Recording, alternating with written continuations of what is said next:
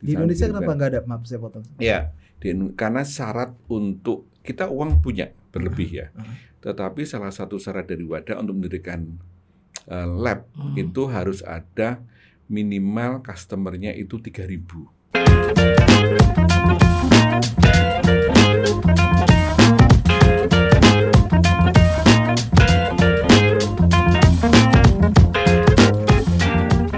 Jumpa lagi dalam konten Discord, diskusi olahraga bareng Rais dan Doni Zola. Iya, kali ini kita sudah kedatangan tamu kehormatan. Wah, luar biasa nih. Ketua Indonesia Anti-Doping Organization, Bapak Gatot S. Dewa Broto. Apa kabar, Pak? Baik, terima kasih Mas. Pagi Pak Gatot. Pagi. Pak Gatot Ini ya. sangat spesial ini. Wih. Lama kita nggak ketemu. Benar Pak Gatot. Terakhir kita ketemu ketika Pak Gatot itu saat perpisahan menjadi Sesmenpora, terus akhirnya sekarang sudah ada jabatan baru sebagai Ketua IADO nih Pak. Nah Pak, ngomong-ngomong IADO anti-doping, saya pengen tahu sejarahnya dulu lah Pak. Kita ngulik sedikit ya, walaupun ya secara jurnalisme saya sudah tahu lah gitu. Tapi kan mungkin banyak yang masih belum tahu. Apa sih dasar yang membuat pemerintah dalam hal ini mungkin Kemenpora ya, terkait dengan perubahan nama dari LADI ke IADO? Apakah karena memang terkait dengan kasus sebelumnya yang kita gagal menaikkan bendera merah putih karena terkena sanksi dari WADA, Pak? Sebetulnya yang namanya lembaga anti doping itu sudah ada sejak tahun 2006. Ya, karena di tahun 2005 itu UNESCO itu mendeklar sebuah konvensi against doping in sport gitu. Nah, kemudian keluar ya Perpres. Perpres itu menyebutkan ratifikasi tentang apa yang dikonvensikan oleh UNESCO. Kemudian 2006 kami menindaklanjuti di Kemenpora, itu hadirlah sebuah lembaga anti doping. Terus perjalanan sampai kemudian kejadian setahun yang lalu lah gitu. Setahun yang lalu itu kita kena sanksi. Pada saat kena sanksi itu sebetulnya atlet Indonesia yang sedang kena doping itu cuma 2 orang dari 2 cabang olahraga. Jadi jangan dibayangkan sedang ada ratusan orang kena doping gitu, enggak. Hanya 2. Ini yang bikin kaget. Pertanyaan dari rekan-rekan media pasti lupa, Gatot kok hanya 2 orang, kok kemudian dosanya ditanggung oleh seluruh bangsa Indonesia. Ini atlet kena doping ini nggak ada hubungan dengan sanksi.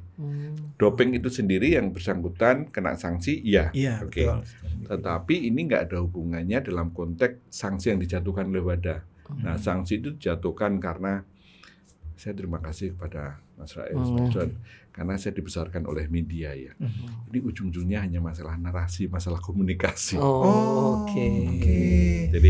Jadi waktu itu kami mulai harus terbuka karena Pak Menteri juga mengatakan Pak Gatot terbukalah karena kalau enggak mereka nggak tahu gitu. Seakan-akan dianggapnya ada sekumpulan ratusan orang yang kena doping yang Indonesia. Enggak. Beda dengan Rusia. Rusia itu pemerintahnya bertanggung jawab, kayak IADO-nya turut bertanggung jawab, dan yang kena doping 169 orang. Itu banyak. Dan baru akan dicabut tidaknya di bulan Desember ini, pertemuan WADA. Nah, kembali kepada Indonesia. Indonesia itu waktu itu dosanya awalnya hanya masalah komunikasi, Mas. Jadi waktu itu kan kita kena pandemi COVID ya. Betul. Nah, di dalam 1 tahun, ini sekedar info, di dalam 1 tahun itu, sekarang aja deh, kami itu punya kewajiban mengambil sampel, entah itu darah, tapi kebanyakan adalah urin. Itu sebanyak 300 sampel. Sampel itu dikirimkan kemudian ke Bangkok. Kenapa ke Bangkok? Karena lab terdekat dari Indonesia yang disetujui, diakreditasi oleh WADA itu hanya Bangkok. Sydney ada, Qatar ada, Tokyo ada, di Korea ada gitu. Nah, di Indonesia kenapa nggak ada? Maaf saya potong. Ya, karena syarat untuk kita uang punya berlebih ya. Tetapi salah satu syarat dari WADA untuk mendirikan lab itu harus ada minimal customer-nya itu 3.000. Nah, kita sementara hanya 3, ini udah ngos-ngosan ya. 300 udah ngos-ngosan. Nah, 3.000 itu kalau sampai tidak terpenuhi kolab. Pineng tetangga kita, apa kurangnya? Nah, pernah berapa tahun yang lalu punya, tapi ke maksimal 3.000 itu gitu. mereka hanya bisa 700, tahun berikutnya langsung disanksi, tidak boleh beroperasi lagi. Nah, sekarang yang berminat Indonesia itu banyak. Misalnya di ITB itu ada dulu Pak Roy Suryo pernah meresmikan bangunan lab anti doping. Hanya bangunannya saja, isinya belum ada. Kemudian kapan beliau-beliau teman-teman di Kementerian Kesehatan juga menanyakan kepada kami. Bahkan saya mendampingi Pak Zainuddin Amali pernah ke Solo pas awal beliau menjadi menteri, itu untuk rencana pembangunan di Solo. Tapi setelah ada kejadian sanksi ini, saya berbicara dengan Pak Menteri, lebih baik masalah lab itu nomor sekian deh. Iya. Lebih baik aman tidak kena sanksi daripada mikir lab. Karena kalau misalnya 300, berarti ada sisa 2.700. Iya. Itu mau nyarinya dari mana? Betul. Ya kalau Malaysia bergeling sama kita, Iya. kalau Malaysia tetap setia dengan Bangkok atau tetap Qatar, Iya. kita repot sekali. Jadi daripada investasi itu mahal. Tetapi di sisi lain, kalau punya lab sendiri itu keuntungannya banyak. SDM menjadi berpengalaman, Iya. biayanya murah. Satu sampel Mas, itu berapa biayanya? 8 juta. 8 8 kali juta. Itu 8 ngambil sampelnya berapa hari sehari doang? Enggak, maksudnya biaya kami Biaya, hitung betul. itu sudah kami total. Mulai dari kami menugaskan itu kan honornya murah ya. betul. Pada DCO itu Doping Control Officer. Kalau bahasa KPK kami itu penyidiknya lah kami. Itu murah honornya, pergilah ke Solo atau ke Semarang kemana. Kemudian habis itu dikirimkan dari Solo atau dari Semarang ke Jakarta, dari Jakarta langsung ke Bangkok. Nah, biaya untuk pengiriman, biaya di sana bayar labnya itu di total itu 8 juta. Oke. Satu sampel itu ya Satu Pak ya. sampel aja. Kali 300, Nah, 240 itu juta. Nah, makanya alhamdulillah kami harus terima kasih kepada Pak Menpora. Sekarang semua itu gara-gara kena sanksi ya. Backup finansialnya dari Menpora itu luar biasa kan. Oke. Luar biasa. Jadi kembali ke tadi, kenapa Tempo Hari kena sanksi? Karena kami dari sisi tata kelolanya itu nggak rapi. Komunikasinya kami nggak bisa menjelaskan rapi. Pada waktu itu kan harusnya kalau, oh ya ternyata harus ada 270 yang ditargetkan di tahun 2021. Ternyata kami hanya bisa 70. Harusnya dijelaskan, 70 itu kenapa kok hanya kecil segitu. Oh ya ada pandemi COVID, banyak event yang dibatalkan. Dan sebagainya. Itu kan hanya masalah komunikasi. Nah, akhirnya keburukan kami itu sama Wadah diungkap banyak hal. Oh ternyata undang-undang SKN-nya itu juga salah. Undang-undang SKN-nya salah. Oh ya? Iya. Jadi yang menyangkut masalah doping waktu itu disebutkan adalah lembaga anti doping bertanggung jawab atau diawasi oleh kementerian, oleh pemerintah. Itu salah. Untungnya Pak ZA, Pak Zainuddin Amali itu punya inisiatif secara bersamaan saja, saja. Itu kan merevisi undang-undang. Sekarang di undang-undang yang baru tidak ada kata-kata itu diawasi oleh pemerintah. Itu adalah lembaga yang independen. Iya. Coba kalau enggak, itu undang-undang akan jadi masalah. Ujung-ujungnya kayak Thailand. Thailand itu kemarin di-ban bareng Indonesia. Itu hanya gara-gara undang-undang. Gitu. Bukan karena sanksi. Gitu. Nah ini menarik nih Pak. Kan berarti kan 300 sampel per tahun nih Pak ya. Untuk tahun ini saja. Iya untuk tahun ini aja. Nah itu 300 sampel itu berarti dari event-event kayak PON. Gini. Baik. Pertanyaan yang menarik. Kemarin ada misalnya kayak FIBA Asia. Betul. Kan? Itu di berapa sampel diambil. Kemudian ada Borobudur Marathon. Itu namanya ICT. Nggak mesti atlet Indonesia ya Pak? Sorry. Itu bisa dari event kejurnas, juga bisa dari event internasional. Ya. Nah kemudian tempo hari ada kejurnas di Semarang bulan Agustus, ada APG Asian Para Games, total. Nah itu kelompok yang kalau kejuaraan itu namanya ICT. ICT itu in competition testing. Ya testing yang berlangsung pada saat kejuaraan sebuah kompetisi ya betul. Nah yang lebih banyak itu bukan yang ICT, yang lebih banyak itu namanya OOCT, out of competition testing, yang di luar. Misalnya lagi latihan, lagi TC gitu. Lagi latihan gitu. Itu kemudian kita nggak perlu misalnya Mas Rais seorang atlet gitu, atlet elit ya kita nyebutkan ya, karena kalau semua atlet kita sampel jebol juga kan, berapa 8 juta ya Pak satunya gitu. Lumayan. Nah Mas Rais seorang atlet elit dari cabur tertentu lah gitu. Saya tanpa pemberitahuan, tanpa notifikasi kepada Mas Rais, saya tiba-tiba akan mendatangi Anda. Data kami ambil, kemudian dan Mas Rais tidak boleh menolak. Karena sekarang yang namanya doping, mungkin dibayangkan hanya minum sesuatu, itu dianggap doping. Enggak. Mas Rais itu menolak. Atau kalau orang ngomong tarsok, itu sudah dianggap doping. Gitu Pak. Menolak itu sudah dianggap sudah doping ya. Iya. Iya. Kemudian Anda mengintimidasi kami, petugas kami, DCO kami itu sudah dianggap doping. Nah kembali ke tadi itu kan OOCT.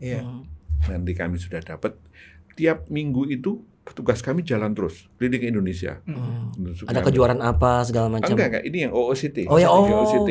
Yang out of competition itu ya. Yang TC tadi ya Pak. Yang TC atau enggak cuma TC. Dia kongko-kongko dengan keluarga random di rumah. Lah, Pak, ya. Itu ya random banget ya. Random banget. Nah, tapi kan kami punya poolnya, punya datanya. Ada namanya testing registered pool. Pool yang terdaftar, pool testing yang terdaftar. Itu siapa saja yang harus kami bidik dan sebagainya. Gitu. Itu berarti ada yang memperhatikan apa ya, ada yang ngelihat atau enggak, kami punya itu kan database-nya. Database-nya itu bukan like and dislike. Itu ya berdasarkan ranking peringkat yang dia miliki gitu. Makanya kami harus berbaik-baik sama cabur. Cabur itu harus memberikan data kepada kami gitu dan sebagainya. Nah, sekarang awalnya cabur itu agak enggan ya, agak enggan. Sekarang tertib, mulai tertib. Kemarin kami kan tanggal 30 November kan punya KW kan ya, ada seminar nasional itu. Itu kami untuk pertama kalinya bisa pada saat yang bersamaan itu mulai dari Pak Iwan Bule, apa kurangnya PSSI, kemudian ada Perbasi itu bisa kami jadiin satu grup gitu. Selesai Pak 300. Selesai. Poinnya apa? Ya baru beberapa cabur ya, tapi mendorong yang lain. Karena sekarang ada ketentuan, kemarin kan Wadah hadir waktu di Sultan itu. Wadah ngasih clue kepada kami.